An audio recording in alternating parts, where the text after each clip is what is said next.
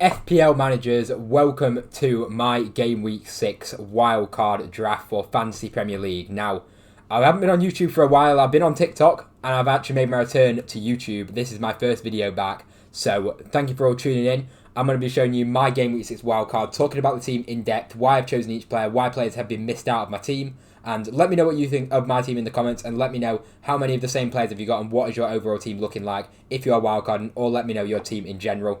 Do subscribe to this channel as well, it would be very much appreciated. I'm going to be doing daily FPL content of all the latest news and just all the general FPL videos. So if you're interested in FPL, this is the place to be. This is the channel to subscribe to. So do hit subscribe down below and do like the video as well. It'd be very much appreciated on my first video. Right then, so we are going to start off with the goalkeeper on my team. We've gone for David Raya. The other keeper is Fabianski. He isn't really a playing 4 million keeper, so just pick who you want really. But I think Fabianski could maybe get a go if Areola keeps conceding the number of goals he is.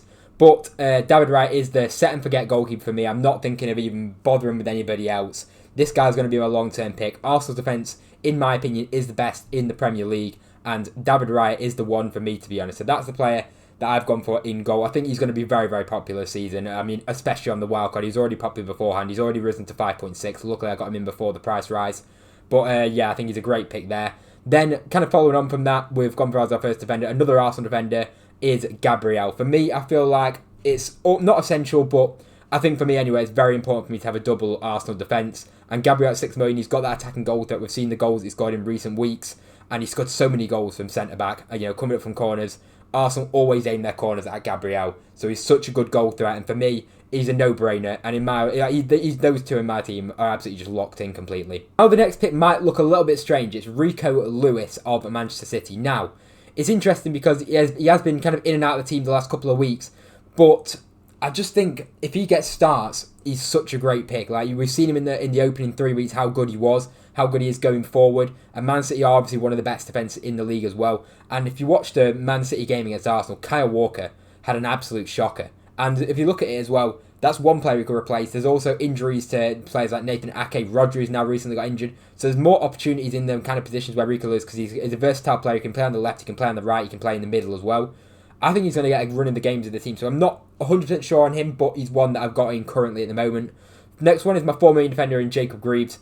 I mean, you can really pick up any 4 million defender, but for me, I think Jacob Greaves is the best one out of the lot. Nailed minutes, and he's been pretty good for Ipswich, and Ipswich haven't been too bad against the teams around them so far in the Premier League. Moving on to our next player now, we've got Trent Alexander-Arnold. This is a player I'm pretty certain on picking as well. At 7 million, I know it's expensive, but he's got that attacking return, them potential attacking returns. We saw it in the last match against Bournemouth, dropping an 11-pointer, and there's plenty more hauls that he can get just like that, in my opinion. Even though the fixtures aren't as good as they've been in the opening few games of Liverpool, but the fixtures are still decent enough for me to justify picking Trent Alexander-Arnold, in my opinion. Now, the final defender we've gone for is Mazraoui of Man United.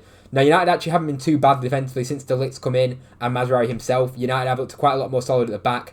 The XG you conceded isn't anywhere near as bad as what it was last season. They've kept a couple of clean sheets against the lesser teams as well. So Mazraoui's next 2 fixtures are against Aston Villa, Tottenham next, and Aston Villa. But after that, they have some a really good run of fixtures defensively for United. So I feel like Mazraoui at that price point for me is a player that I'm pretty set on as well, to be honest. Right then, so now we're moving on to our midfield 5. Now, I feel like this is quite template for a wildcard. I think it's quite a popular one. This is Saka is a player that's been picked by a lot of people, understandably so, with the run of fixtures that he's got coming up, and he's returned every single week as well. So that has to be taken into consideration.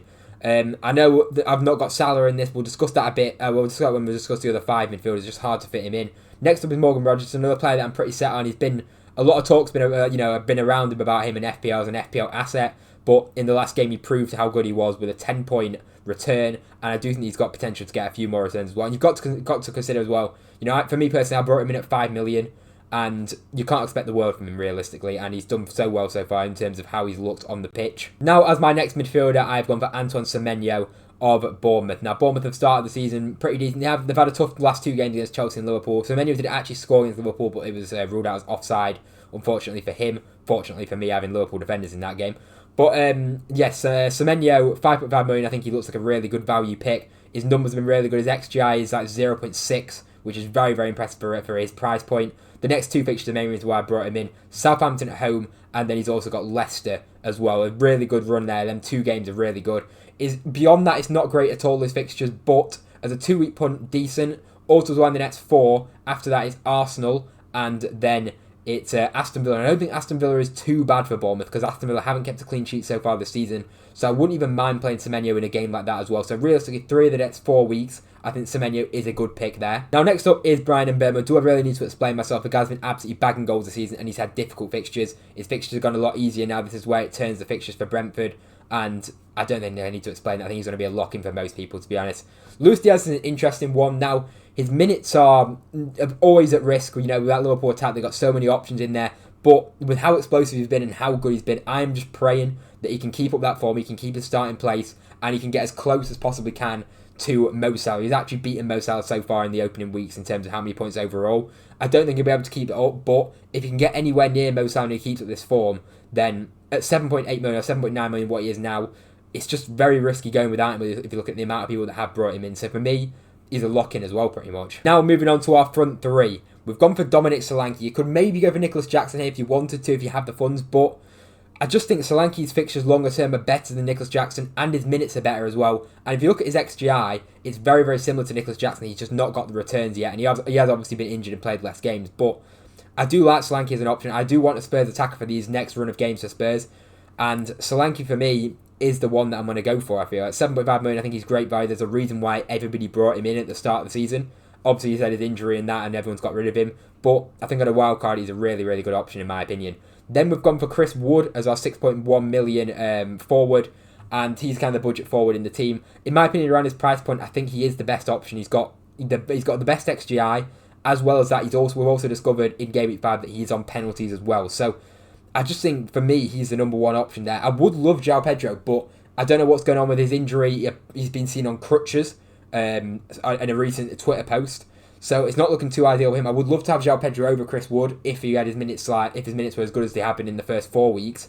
But Chris Wood for me is just the best option in my opinion around that price point. And as our final player, do we really need to talk about it? It is of course Erling Haaland. I mean, he's just insane, isn't he? Let's be honest. I don't even think I need to discuss why I've gone for Haaland. For me, it's just a captain Haaland.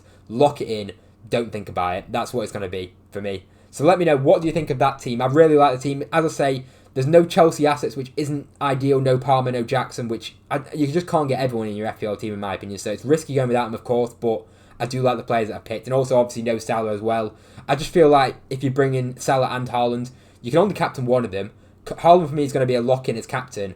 And Salah, I just can't justify the price for not captaining him. And then it just really does weaken your team elsewhere as well. So I'm going to bank on it and hope that Luis Diaz can do as close to Salah as how many points Salah gets. So let me know what you think of that team. Thank you for watching this video. Very much appreciated if you have stayed to this point. Do subscribe to the channel if you are new around here. As I say, daily FPL videos will be happening on this channel. News videos, all the latest stuff. So thank you very much for watching, and I will see you in the next video.